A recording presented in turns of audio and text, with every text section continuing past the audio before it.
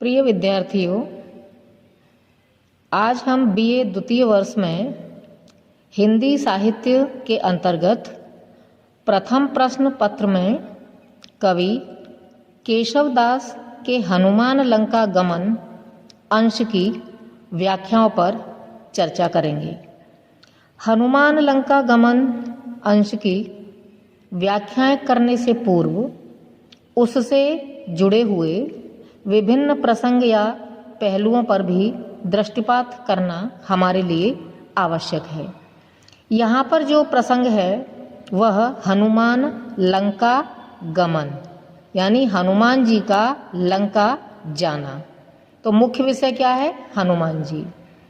हनुमान जी से प्रत्येक व्यक्ति भली भांति परिचित है।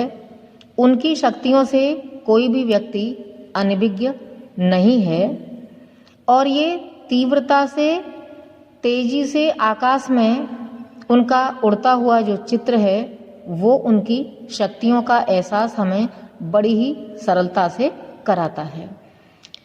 इनका संपूर्ण परिचय या इनकी शक्तियों के विषय में जो है ये पंक्तियाँ सारी चीज़ें जो है स्पष्ट करती हैं कि अष्ट सिद्ध नौ निधि के दाता, असबर दीन जानकी माता, चारों जुग पर ताप तुम्हारा, है पर सिद्ध जगत उजियारा। इन पंक्तियों से स्पष्ट हुआ कि अष्ट सिद्धि और नौ निधि यानी हनुमान जी जो थे वो अष्ट सिद्धि और नौ निधियों के प्राप्त करने वाले थे। ये शक्तियाँ इनको प्राप्त थीं। असबर दीन जानकी माता, चारों जुग प्रताप तुम्हारा। यदि इनमें अन्य की अपेक्षा इतनी शक्तियां विराजमान थीं तभी तो हनुमान जी का जो यश है, प्रताप कहते हैं यश, सारे संसार में जो है चारों तरफ फैला हुआ है और ऐसा लगता है कि संपूर्ण संसार उनके तेज के ही वशीभूत है या संपूर्ण संसार का तेज उनका ही तेज उनमें व्याप्त है जो है। आगे देखते हैं कि हनुमान जी सीता जी की खोज में लंका गए थे।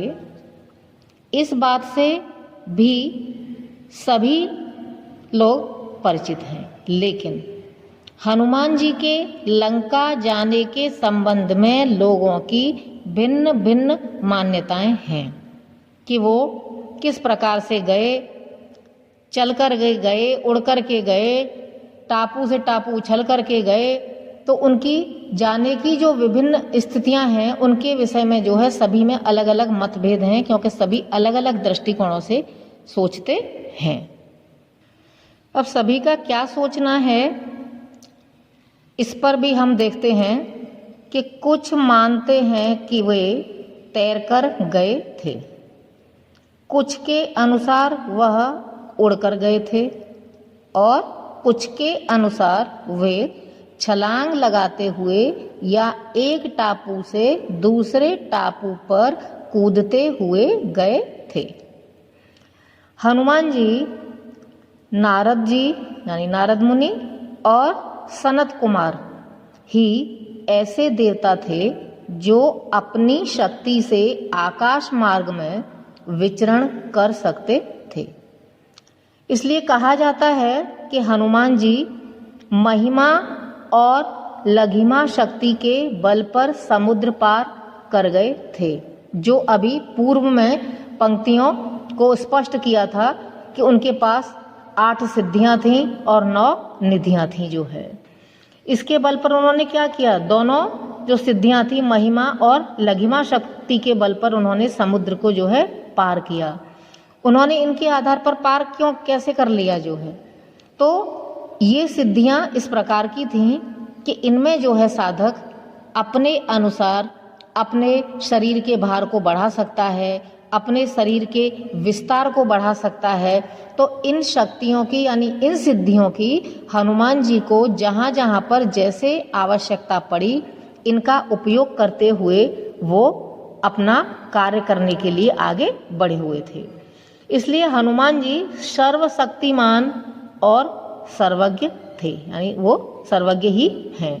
माना जाता है भगवान राम सीता की खोज में वनों में भटक रहे थे, तब हनुमान और राम की प्रथम भेंट हुई, यानी उनकी मुलाकात हुई। और हनुमान जी ने अपने प्रभु श्री रामचंद्र जी को भली भांति पहचान लिया था। रामचंद्र जी ने हनुमान को हृदय से लगाकर कहा, हे कपि, मन में ग्लानि मत मानना, तुम मुझे लक्ष्मण से भी दूने प्रिय हो। सब कोई मुझे समदर्शी यानी प्रिय अप्रिय से परे कहते हैं, पर मुझको सेवक प्रिय है, क्योंकि मुझे छोड़कर उसको कोई दूसरा सहारा नहीं होता। इतना कहने पर हनुमान जी ने सेवक का धर्म कितनी कुशलता से निर्वाहित किया था, इसको सभी लोग भली भांति जानते हैं। जब रामचंद्र जी ने भक्त की महत्ता को हनुमान जी के समक्ष प्रस्तुत किया, तो भक्त ने भी अपना कितना कुशलतापूर्वक कार्य किया और रामचंद्र जी की मदद के लिए जो है वो अपनी शक्तियों का सहारा लेते हुए लंका की ओर निकल पड़े। लंका की ओर जाते समय हनुमान जी कैसे लग रहे थे, उनकी उसी स्थिति का जो है वर्णन यहाँ पर इन पंक्तियों में कवि केशव ने किया है। अब हम व्याख्यांश को देखते हैं कि सबसे पहली पंक्ति को देखते हैं कि हरि कैसो वाहन की विधि कैसो हेम हंस। हरि कैसो वाहन शब्द आया है यहाँ पर, हरि कैसो वाहन यानी हरि कैसो वाहन कहते हैं विष्णु का वाहन गरुड़। विधि जो है हम कहते हैं ब्रह्मा जी को। लीक सी शब्द जब आता है तो हम उसको कहते हैं रेखा जैसी। लीक सी शब्द किसके लिए आता है? रेखा जैसी। हेमहंस शब्द आया है तो हेमहंस को कहते हैं हम सोने के रंग का हंस। अब हम इनकी व्याख्या देखते हैं यानी भावार्थ देखते हैं। हरि कैसो वाहन, जब हनुमान जी लंका की ओर गमन कर रहे थे यानी जा रहे थे, उस समय वो ऐसे लग रहे थे जैसे हरि विष्णु भगवान के वाहन गरुड़ के समान एवं ब्रह्मा जी के सोने के यानी पीले रंग के हंस के समान दिखाई दे रहे थे जब वो जा रहे थे। उस समय लीक सी लिखत नभ पाहन के अंक को ऐसा लग रहा था कि वे आकाश रूपी नीले पत्थर पर स्वर्ण रेखा सी यानी स्वर्ण लकीर सी बनाते हुए या खींचते हुए वो तीव्रता से आगे बढ़ते चले जा रहे थे। उसके पश्चात हम आगे की पंक्तियां देखते हैं। तेज को निधान, तेज को निधान शब्द आता है तो तेज तो तीव्रता के लिए शब्द का प्रयोग होता है, निधान किसी भी चीज का भंडार। राम मुद्रिका, रामचंद्र जी के द्वारा दी हुई अंगूठी। विमान केंधों, विमान तो विमान के ही लिए शब्द जो है प्रयुक्त हुआ है। उन्होंने कहा कि तेज को निधान राम मुद्रिका, वो तीव्रता के भंडार हनुमान जी ऐसे लग रहे थे कि जैसे रामचंद्र जी ने जो सीता जी के लिए मुद्रिका दी थी पहुंचाने के लिए, उसे वे एक विमान बना करके ही तीव्रता से उड़ते हुए चले जा रहे हैं। लक्ष्मण को बाण छूटे रावण निशंक को, आगे की पंक्तियों में बताया गया है। निशंक कहते हैं निडर, किसी से भी जो नहीं डरता हो। ऐसा कौन था? रावण। लक्ष्मण को बाण छूटे रावण निशंक को, जब वो तीव्रता से आकाश से जा रहे थे तो ऐसी आवाज आ रही थी या ऐसा लग रहा था कि जैसे जो निडरता के भाव को समाहित रखने वाला रावण है, उसको मारने के लिए लक्ष्मण जी ने कोई बाण चलाया हो। गिरिगज गंडते उड़ानो सुब्रन अली।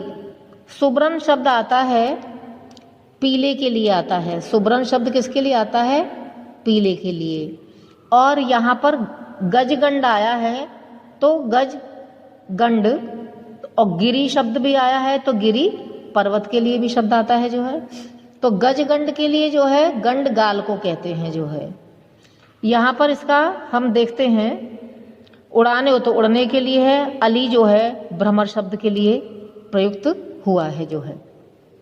गिरिगज गंडते उड़ान्यो सुब्रन अली, सीता पद पंकज सदा कलंक रंक। कलंक रंक यानी जिसमें कलंक न हो, निष्कलंक को हम कहते हैं कलंक रंक। और पंकज कमल के लिए है और पद पैरों के लिए आया है।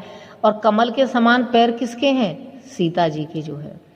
यहाँ पर कहा कि हनुमान जी लंका की ओर जाते हुए ऐसे लग रहे थे जैसे पर्वत रूपी हाथी, पर्वत रूपी हाथी के गाल से पीले रंग का भ्रमर उड़कर कलंक रहित यानी निष्कलंक कही जाने वाली सीता जी के कमल रूपी चरणों की तरफ वो उड़ करके जा रहा हो, ऐसे लग रहे थे।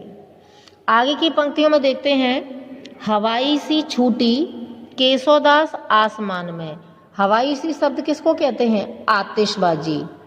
कि आतिशबाजी छूटती है तो चारों तरफ आवाज होती है। कि हवाई सी छूटी केशोदास आसमान में, या फिर वो ऐसे लग रहे थे कि जैसे संपूर्ण आसमान में जो है आतिशबाजी चलाई गई हो और उससे एक विचित्र रोशनी और जो है आवाज चारों तरफ फैल रही हो। कमान कैसो गोला हनुमान चल्यो लंक को। कमान शब्द आता है तोप के लिए जो है, तोप शब्द के लिए आता है। तोप का कमान का अर्थ होता है तोप। यहाँ पर कहा कि या फिर ऐसा लग रहा था कि जैसे किसी तोप से गोला निकला हो, ऐसे तोप से निकले हुए गोले के समान हनुमान जी लंका की ओर बढ़ते हुए चले जा रहे थे। व्याख्या करने के पश्चात अब हम काव्य सौंदर्य के कुछ महत्वपूर्ण बिंदुओं को देखते हैं। इसमें सबसे पहले देखते हैं कि केशव की भाषा संस्कृत निष्ठ शब्दावली युक्त ब्रज भाषा है जो इसमें प्रयुक्त हुई है। दूसरा है अनुप्रास अलंकार। कमान कैसो हेम हंस जैसे जो शब्द इसमें प्रयुक्त हुए हैं, एक ही वर्ण की आवृत्ति होने के कारण इसमें अनुप्रास अलंकार का प्रयोग भी हुआ है। आगे 3 नंबर पर है पद मैत्रिता। अंक निशंक रंक लंक, इन शब्दों को पढ़ने के पश्चात हमें भली भांति जो है तुकांतता का या मित्रता का भाव जो है इनमें परिलक्षित होता है। इसलिए इनमें आपस में जो है इनमें शब्दों में पद मैत्रिता का गुण भी विराजमान है। 4 नंबर पर देखते हैं रूपक अलंकार का प्रयोग हुआ है। पद पंकज शब्द है, गिरि गज गंड है आदि शब्दों में जो है रूपक अलंकार का भी सहारा कवि केशव दास जी ने लिया है। 5 है चमत्कार प्रियता। हनुमान जी के चमत्कार को बड़ी ही कुशलता के साथ कवि केशव दास जी ने जो है यहाँ पर प्रस्तुत किया है। आगे है उपमा एवं संदेह अलंकार का प्रयोग भी इन्होंने आवश्यकतानुसार जहाँ पर आवश्यकता है वहाँ पर इन्होंने उसका सहारा भी लिया है। अंतिम देखते हैं 7 नंबर पर हनुमान के लंका जाने की स्थिति को बड़ी ही कुशलता से इस व्याख्या के अंश में जो है या इन पंक्तियों में जो है कवि केशव दास जी ने जो है दर्शाया है। इस तरह से जो है आज हमने केशवदास के हनुमान लंका गमन पर अपना व्याख्यान दिया। और इसके पश्चात जो है अब हम इसमें कई प्रकार के बिंदुओं से भली भांति जो है परिचित हुए। हनुमान की शक्तियों के विषय में भी हमने जाना, वो कैसे लग रहे थे। विभिन्न प्रकार के जो है पहलुओं पर आज हमने चर्चा की। धन्यवाद।